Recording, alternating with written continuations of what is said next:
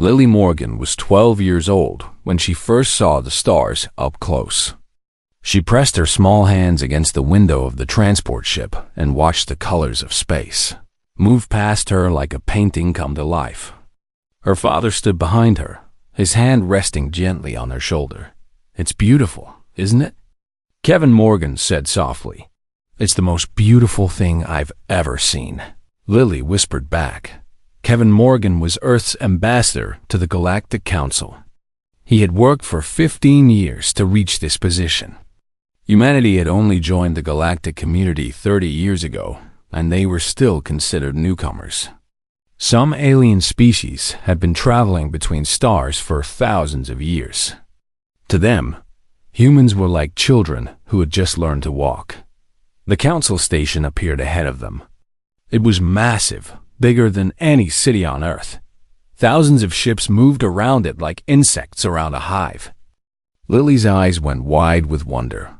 "Can I explore it, Dad?" she asked. Kevin smiled at his daughter. "We'll see. I have meetings, but maybe during the breaks." The transport docked, and they stepped onto the station. Aliens of every shape and size walked past them. Some had scales. Some had feathers. Some looked like nothing Lily had ever imagined. She held her father's hand tightly, but could not stop smiling. The council was meeting to discuss trade agreements and border disputes. Boring matters for adults. But for Lily, everything was an adventure. She had brought her sketchbook to draw the aliens she saw. Her mother had died 3 years ago, and drawing had become her way of feeling close to her. Her mother had been an artist too. On the second day, during a long recess, Lily wandered away from the human delegation's quarters. She didn't mean to go far. She just wanted to see more of the station. The corridors were filled with strange art from distant worlds. Sculptures that seemed to move. Paintings that changed color when you looked at them. She found a hallway filled with crystal flowers that sang soft music. She sat down and began to sketch them in her book. "What are you doing here, creature?" Lily looked up. 3 tall aliens stood over her. They had gray skin and black eyes that held no warmth. Their uniforms marked them as Dominion soldiers. "I was just drawing," Lily said, holding up her sketchbook. "I'm sorry. I didn't know I wasn't allowed here." I didn't know I wasn't allowed here." The lead soldier grabbed her arm roughly. "Human spy. You are in a restricted area." "I'm not a spy," Lily cried out. "I'm just a kid. My dad is the ambassador." But they did not listen. They dragged her away, and Lily's screams echoed through the empty corridor. Kevin Morgan was in a meeting when the doors burst open. A council official stepped inside, his face grave. "Ambassador Morgan, your daughter has been arrested." Kevin's blood turned to ice. "What? Where is she?" "She's 12 years old." He ran through the station until he reached the council's central chamber. There, held between 2 Dominion guards, was Lily. She was crying, her sketchbook torn and scattered on the floor. "Daddy!" She screamed when she saw him. Kevin tried to run to her, but guards blocked his path. "Let her go. She's a child." Council of Retaliate stepped forward. He was the leader of the Dominion faction, and everyone knew he hated humans. He had spoken against humanity's admission to the council from the very beginning. He saw humans as pests, as vermin spreading across the galaxy. "This human was found in a restricted military zone," Rethiax announced, his voice cold. "She was gathering intelligence. The punishment for espionage is death. She's 12. Kevin shouted. "She was drawing pictures. Look at her sketchbook." But Rethiax had already destroyed the evidence. "The council will vote." Kevin looked around the chamber desperately. Some council members looked uncomfortable. Others avoided his eyes. A few, allies of the Dominion, nodded in agreement with Rethiax. "Please," Kevin begged. "Please, she's my daughter. She's just a little girl." She doesn't know anything about military secrets. She just likes to draw. The vote was held. It was close, but fear of the Dominion's power swayed enough votes. The motion passed. Kevin fell to his knees. No, please. Take me instead. Kill me. Just let her go. Rethax smiled, and there was no kindness in it. The law is the law, Ambassador. Perhaps this will teach humanity its place in the galaxy. They brought Lily forward. She was shaking, tears streaming down her face. Daddy, I'm scared. I want to go home. Kevin fought against the guards holding him. He screamed until his voice broke. Lily, I'm here. Daddy's here. I love you, Daddy, Lily said, her small voice barely a whisper. The execution was quick, clinical, a beam of light, and Lily Morgan was gone. The chamber fell silent. Kevin Morgan stopped struggling.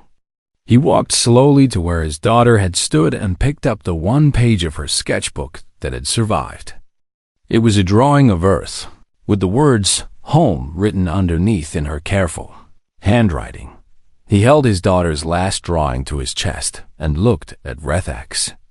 There were no tears now, just something cold and empty in his eyes. You killed my little girl, he said quietly. Rethax waved his hand dismissively. She was a spy. Justice was served. Kevin said nothing more. He walked out of the chamber, still holding the drawing. When he reached his ship, he sent a single message to Earth. Just 5 words. They killed my little girl. Then, every human ship, every human station, every human signal in the galaxy went dark. Complete silence. The aliens thought humanity was mourning, crying, broken.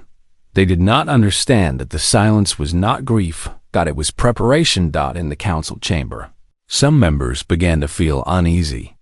Something was wrong. Humans were emotional creatures. They should be screaming, demanding justice, filing complaints, but there was nothing. Just silence. Councilor Mathari, who had voted against the execution, spoke softly to Elder Sirith beside her. What are they doing? The ancient alien looked toward the empty human seats and felt something he had not felt in centuries. Fear. I don't know, he admitted. But I think we are about to learn why humans call their planet a death world. Across the galaxy, the stars continued to shine. But somewhere in the darkness, humanity was waking up. And it was angry. The news reached Earth at 3:47 in the morning, Geneva time. President Megan Harris was woken from her sleep by her chief of staff. She read the message once, then again. Then she sat in silence for 10 minutes. Get me everyone, she finally said. Every general, every admiral, every scientist, everyone. By sunrise, the world knew. The story spread across every screen, every device, every corner of the planet. A 12-year-old girl named Lily Morgan had been executed by the Galactic Council. Her crime was drawing pictures in the wrong hallway. The reaction was not what anyone expected. There were no riots, no protests, no angry mobs burning alien embassies. Instead, something far more dangerous happened. Humanity went quiet. Factories that made consumer goods stopped production. Within hours, they were making weapons. Universities canceled classes. Students and professors joined research teams. Every retired soldier received a call. Every ship was recalled from commercial duty. The world had never been so united. There were no more borders, no more politics, no more arguments about small things. There was only one thought in every human mind. They killed a child. President Harris stood before the United Nations. She did not give a speech. She simply showed images of Lily Morgan. Lily at her birthday party. Lily playing with her dog. Lily holding up a painting she had made for her mother's memorial. Lily smiling at the camera, not knowing she only had months left to live. The chamber was silent. Diplomats from every nation wept openly. When the images ended, President Harris spoke only one sentence. "We know what we have to do." General Scott Bradley had served in the military for 30 years. He had seen wars. He had seen death. But when he saw the recording of Lily's execution, smuggled out by a sympathetic alien, something inside him changed. "How soon can we be ready?" President Harris asked him. "We've been ready for years, Madam President," Bradley replied. "We just hoped we'd never have to use it." Deep beneath the mountains of Colorado, Dr. Amy Lawson led the most secret project in human history. It was called Project Prometheus. For decades, humanity had played the role of the friendly newcomer. They had smiled and nodded and pretended to be impressed by alien technology. But they had been learning, studying, improving. "The Council thinks we're primitive," Dr. Lawson told the president during a secure video call. "They think our weapons are toys. They have no idea what we've built." She showed them the designs. Weapons that could bypass any known shield. Ships that could move faster than anything in the galaxy. Bombs that could crack planets open like eggs. "We never wanted to use these," Dr. Lawson said. "We built them hoping they would never be needed." President Harris looked at the designs. They executed a 12-year-old girl for drawing flowers. They need to be used. Commander Derek Hayes led Earth's Special Operations Forces. His teams were already scattered across the galaxy, hiding in plain sight. They had been gathering intelligence for years, preparing for a day they hoped would never come. Now the day was here. "We have the location of every Dominion military base," Hayes reported. "Every shipyard, every weapons factory, every command center. We know where their leaders sleep. We know where they eat. We know everything." "And the council?" Bradley asked. "We know which members voted for the execution. We have their names, their addresses, their daily schedules." The Galactic Council sent a message to Earth 3 days after the execution. It was meant to be a gesture of goodwill. They offered their condolences for the unfortunate incident and proposed a small increase in trade benefits as compensation. They received no reply. They sent another message offering a formal apology and a seat on a minor committee. Silence. Counselor. Rethax laughed when he heard about Earth's silence. "They are broken," he announced to his allies. "Humans are emotional creatures. They are probably crying in their homes, hugging their children, writing sad poems. They are no threat to anyone." But Elder Sirith was not so sure. He had studied humans. He had read their history. He knew what they had done to each other in their wars. He knew about the bombs they had dropped on their own cities. He knew about the empires they had built and destroyed. "We should be careful," he warned the council. "Humans are not like other species." "They are weak," Rethax insisted. "They feel too much. It makes them soft." "Or," Sirith replied quietly, "it makes them dangerous." On the 7th day after Lily's death, Earth broke its silence. A single message was broadcast on every frequency, in every language, to every corner of the galaxy. The message showed Ambassador Kevin Morgan. He looked older now. His eyes were empty, but his voice was steady. "My daughter's name was Lily," he said. "She was 12 years old. She liked to draw. She liked to watch the stars. She was kind to everyone she met. She never hurt anyone." The image changed to the council chamber, to the moment of her execution. "You killed her because she wandered into the wrong hallway. You killed her to send a message to humanity. You wanted to show us our place."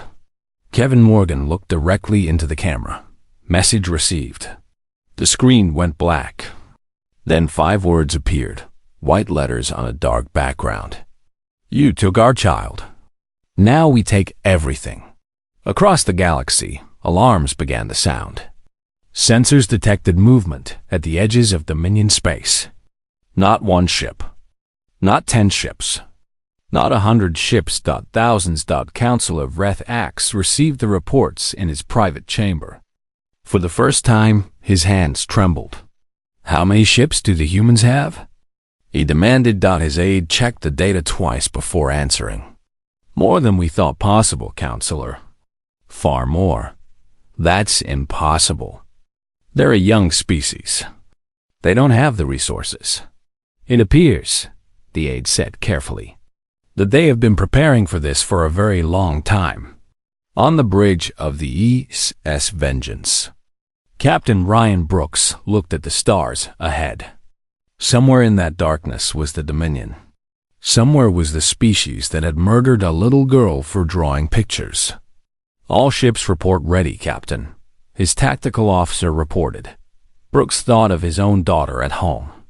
She was 10 years old. She liked to draw too. Begin the attack, he ordered, and humanity went to war. The first Dominion colony fell in 47 minutes. The defenders had expected a battle. They had prepared their shields and charged their weapons. They had trained for years to fight against enemy fleets. None of it mattered. Human weapons cut through their shields like they were made of paper. Human ships moved so fast that targeting systems could not track them. Human soldiers landed on the surface before the defenders even knew the orbital battle was over. Commander Torath stood on the bridge of his warship and watched his fleet die around him. He had served the Dominion for 60 years. He had fought in a dozen wars. He had never seen anything like this. How? He whispered, "How are they doing this?" His sensors showed human ships appearing and disappearing at impossible speeds.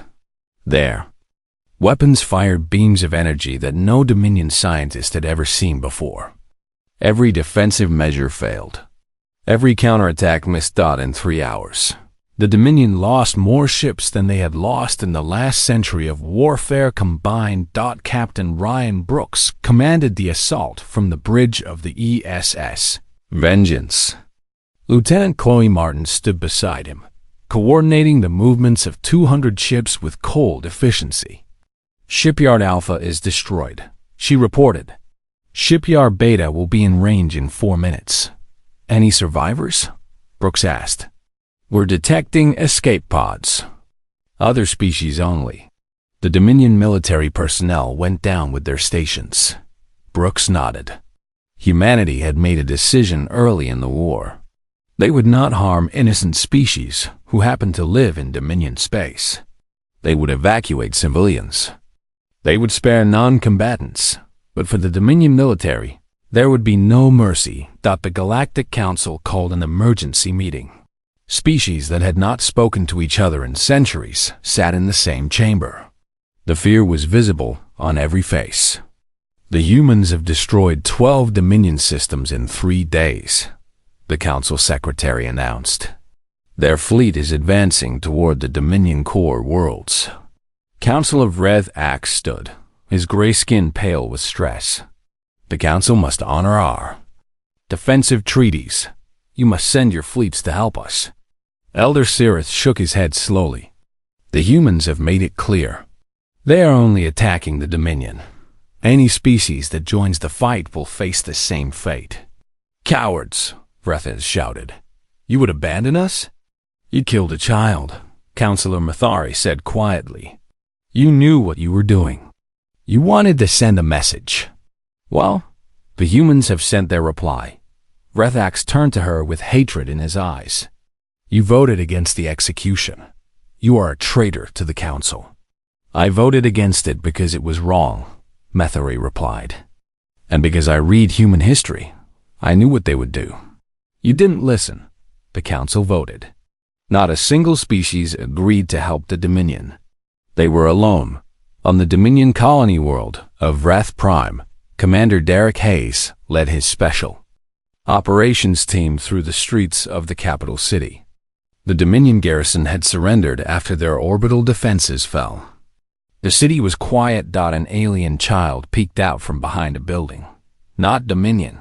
One of the other species that lived in their space. She looked at the human soldiers with wide, frightened eyes. Hayes knelt down to her level. "Don't be scared," he said softly. "We're not here to hurt you. Do you have family?" The child pointed to a building across the street. "Go to them. Stay inside. You'll be safe." The child ran. Hayes watched her go, then turned back to his team. "Find the military commanders. Leave everyone else alone." His soldiers moved through the city like ghosts. They found the Dominion officers hiding in a bunker beneath the government building. The officers expected to be tortured, to be interrogated. Instead, the humans simply recorded their names and ranks, then loaded them onto transports. They would face trial. They would answer for what their government had done. News of humanity's methods spread across the galaxy. They were not monsters. They were not mindless destroyers. They were precise, targeted. They struck only at those responsible and left everyone else unharmed. This made them more terrifying, not less. A monster could be reasoned with. A monster might get tired or bored. But humanity was neither. They were simply removing the Dominion from existence, piece by piece. With cold and patient efficiency, Commander Torith surrendered his remaining ships after the Battle of the Krell Nebula. He was brought before Admiral Nathan Cole on the human flagship. "Why?" Torith asked. "Why all of this? For one child?" Cole looked at him for a long moment. "Do you have children, Commander?" Torith hesitated. "I have a daughter." "What would you do if someone killed her? If they murdered her in front of a crowd and called it justice? If they laughed when you begged for her life?" Torith said nothing. He already knew the answer. "We are not doing this for revenge," Cole continued. "We are doing this so that no one in the galaxy will ever think about harming a human child again. When we are done, even speaking about hurting a human will make species tremble with fear. You'll become the monsters they accuse you of being." Cole's eyes were hard. "We didn't start this war. We just planned to end it." The human fleet reached the Dominion homeworld on the 14th day of the war. Vrethax had retreated there, surrounded by what remained of his forces. The planetary shields were the strongest in the galaxy. The defense platforms were armed with weapons that could destroy moons. Admiral Cole's message was simple: surrender Vrethax and every official who voted for Lily Morgan's execution. Do this, and we will spare your civilian population. The Dominion government refused. They believed their defenses would hold. They believed the humans would eventually give up. They believed wrong. Dr. Amy Lawson watched from Earth as her creation was deployed for the first time. Project Prometheus had many components: ships, weapons, tactics, but at its heart was something simple, a weapon that could make shields stop working. She had spent 20 years developing it. 20 years of studying alien technology and finding its weaknesses. 20 years of hoping she would never have to use it. She pressed the activation command. Around the Dominion homeworld, the mighty shields flickered once. Then they simply turned off. The human fleet began its descent. "God forgive us," Lawson whispered. But she knew that God was not the one they needed forgiveness from. The Dominion had made their choice when they killed a little girl. Now they would face the consequences. The final battle had begun. The Dominion homeworld burned. Human ships filled the sky like angry stars. Landing craft descended through clouds of smoke and fire. The planetary defenses, once the pride of the Dominion military, lay in ruins. The shields that were supposed to be unbreakable had fallen in seconds. Sergeant Tyler Reed led his unit through the streets of the capital city. The buildings around them were tall and ancient. The Dominion had built their civilization over thousands of years. Now it was ending in a single night. "Contact ahead," one of his soldiers reported. Reed raised his hand, signaling his team to stop. Through the smoke, He could see a group of Dominion civilians huddled against a wall. Old ones, young ones, families holding each other in fear. Non-combatants, Reed said. Move around them. Don't engage. His team passed the civilians without a word. The Dominion people watched the human soldiers go by with disbelief in their eyes. They had been told that humans were savages, monsters, that they would kill everyone they found. Instead, the humans simply walked past and disappeared into the smoke. The government complex was a fortress at the center of the city. Rethax had gathered his remaining loyal forces there for a final stand. They had weapons. They had soldiers. They had the will to fight, but they did not have hope. Commander Derek Hayes led the assault on the main gate. His special forces team moved with deadly precision. They had trained for this moment. Every corner, every hallway, every possible defense. They knew the building better than the people inside it. The Dominion soldiers fought hard. They were not cowards. They believed in their cause. But human weapons were better. Human tactics were sharper. Human rage was colder. One by one, the defenders fell. Rethax sat in his command center, watching the battle through security cameras. His hand shook as he saw his soldiers die. His empire crumble. His legacy turned to ash. We should have listened, his aide whispered. Elder Sirith warned us. Silence, Rethax hissed. But he knew the truth. He had been wrong. He had thought humans were weak because they cried at sad stories and hugged their children. He had not understood that their love was not their weakness. It was their fuel. On the council station, the remaining members watched the invasion unfold. Live broadcasts showed human soldiers moving through the Dominion capital. Ships filled the sky. The mighty empire that had bullied smaller species for centuries was being dismantled in hours. Councilor Mathari approached the human diplomatic channel. She had to try. She had to do something. President Harris, she said when the connection was established. Please, I beg you, show mercy. The Dominion people are not all responsible for what happened. There are children there, families. President Megan Harris appeared on the screen. She looked tired, older than she had looked 2 weeks ago. The weight of what she had ordered was visible on her face. We are not harming civilians, Harris replied. Every Dominion citizen who surrenders will be spared. Every family that stays in their homes will be protected. Then what do you want? Justice. Every official who voted for Lily Morgan's execution. Every soldier who participated. Every voice that called for her death. We want them all. Mathari closed her eyes. And then? What happens after? After? Harris paused. After, we go home. We build a memorial for a 12-year-old girl who liked to draw. And we make sure that no one in this galaxy ever forgets what happens when you hurt our children. The line went dead. Sergeant Reed's team reached the government complex at midnight. They found Dominion soldiers laying down their weapons. The will to fight had left them. They had seen what human weapons could do. They had watched their friends die. Where's Rethax? Reed demanded. A Dominion officer pointed to the upper floors. He's in the council chamber. He said he would never surrender. Reed nodded and led his team up the stairs. They moved carefully, checking every corner. But there was no more resistance. The war was over. Everyone knew it except one person. They found Rethax sitting alone in the dark chamber. His robes were dirty. His hands were empty.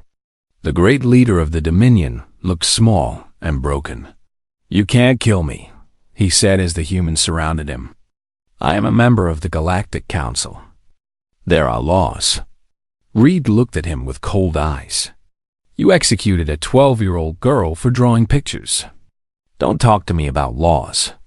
Rethax was dragged from the chamber and brought before Admiral Cole. Cameras broadcast the moment across the galaxy. The mighty counselor who had once made species tremble was now just a prisoner in human hands. "Councilor Vrethax," Cole said formally, "you are charged with the murder of Lily Morgan, a human citizen. You will face trial for your crimes." "This is illegal," Vrethax protested. "The council will not allow it." "The council," Cole replied, "is the reason we are here. They allowed you to kill a child. They voted for her death. They watched and did nothing. The council's time is over." Vrethax was taken away. The other officials who had supported the execution were gathered. Some had tried to flee. Commander Hayes' teams had found them all. There was no hiding from human anger. Ambassador Kevin Morgan stood in the ruins of the government complex. He had come to the homeworld on the last transport. He had needed to see it with his own eyes. Admiral Cole found him staring at the burning city. "Kevin," Cole said softly, "it's over. We got them all." Morgan didn't respond at first. He was holding something in his hand. A piece of paper, worn and fragile. His daughter's last drawing. "She would have hated this," Morgan finally said. "All this death. All this destruction. She was kind. She believed in peace. She was a child. She believed in the good in people." Morgan turned to face his old friend. There were tears on his cheeks. "Did we do the right thing, Nathan? Did killing thousands bring her back?" Cole put his hand on Morgan's shoulder. "No, nothing will bring her back. But the next human child who travels to alien space will be safe.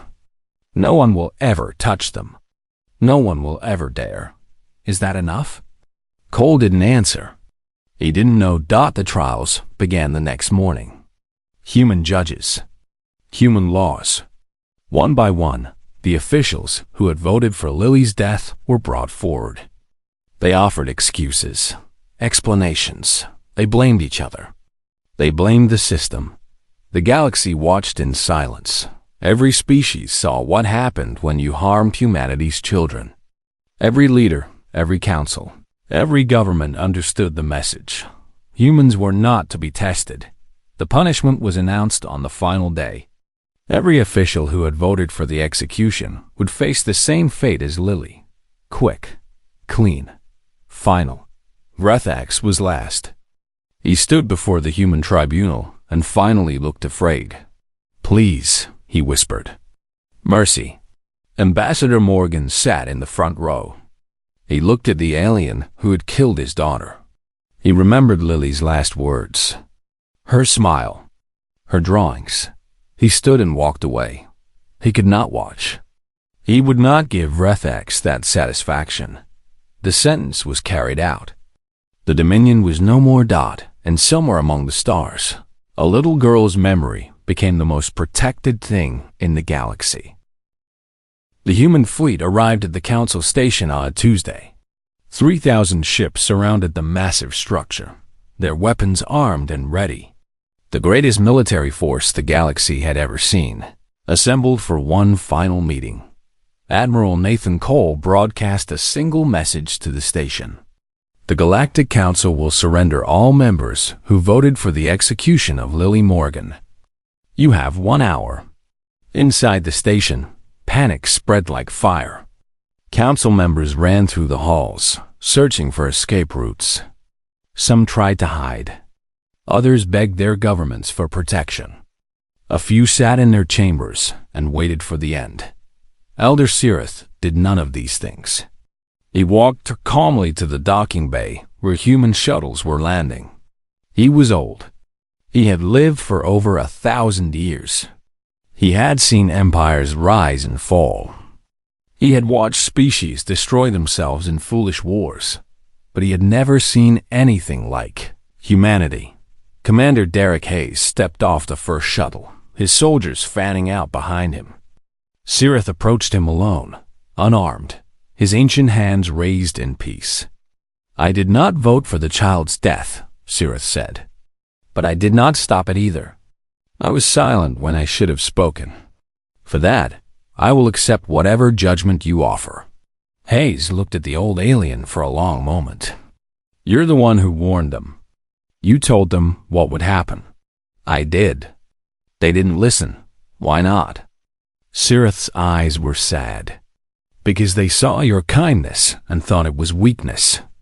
They saw your tears and thought you were broken. They did not understand that humans love so deeply because they have learned how much it hurts to lose. Hayes gestured for Sirith to follow. Come with me. The president wants to speak with you. President Megan Harris arrived at the council station the next day. She walked through the halls that had once echoed with alien power, now empty and quiet.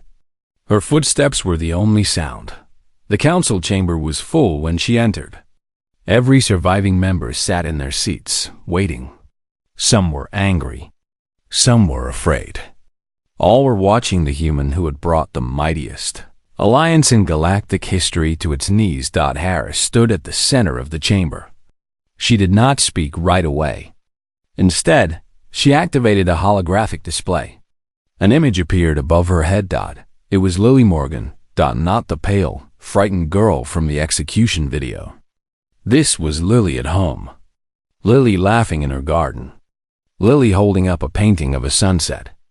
Lily with her arms around her father, both of them smiling at the camera. Her name was Lily, Harris said, her voice filling the chamber. She was 12 years old. She loved her father. She loved to draw. She wanted to be an artist when she grew up. She believed that the universe was full of wonderful things waiting to be discovered. The images continued. Lily's first day of school. Lily's birthday parties. Lily reading books about stars and planets and the aliens she hoped to meet someday. She came to this station excited to see new worlds. She wandered into a hallway and drew pictures of flowers. For that, you killed her. Harris let the words hang in the air. We didn't come to the galaxy looking for enemies. We came looking for friends. We came with open hands and open hearts. We believed that other species would see our kindness and return it. She turned slowly, meeting the eyes of every council member. You taught us differently. You taught us that kindness is seen as weakness. That love makes you a target. That the galaxy only respects fear. The hologram changed. Now it showed the Dominion homeworld in flames. Ships falling from the sky. Cities burning. The complete destruction of a species that had stood for 10,000 years. So we taught you fear. The chamber was silent. No one moved. No one breathed. Every council member who voted for Lily's execution has been captured. They will face trial under human law. The punishment will be public. The galaxy will watch and remember. Harris stepped forward, her voice hardening. And let this be a warning to every species who sees this broadcast. Every government. Every military. Every individual who thinks about harming a human child. We will find you. We will destroy everything you have built. We will erase your name from history. And when we are done, no one will remember you ever existed. She paused, then spoke her final words. Humanity wanted peace. You gave us war. Now you will live with the consequences. The trials were held over the following weeks. Every official who had voted for the execution faced human justice. The galaxy watched as they were sentenced, one by one. The punishment was death, the same fate they had given to Lily. When it was over, President Harris addressed the galaxy one final time. We are going home now, she said. We have no interest in ruling the galaxy. We do not want your planets or your resources. We only want one thing. She held up a small photograph. Lily Morgan smiling in her school picture. We want our children to be safe. Protect them, and we will be the best friends you have ever known. Harm them, and we will be the last enemy you ever face. Earth's fleet withdrew from Council space. They did not claim territory.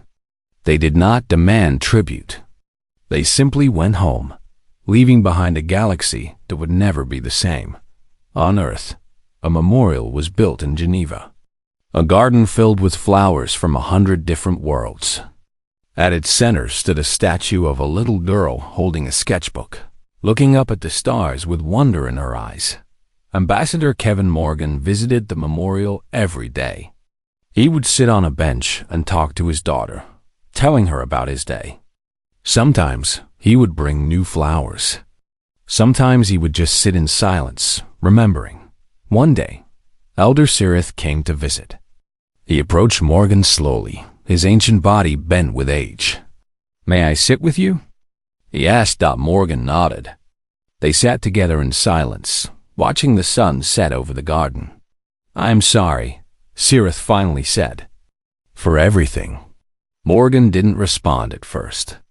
Then he spoke, his voice quiet. "She would have liked you, I think. She loved meeting new people, new species.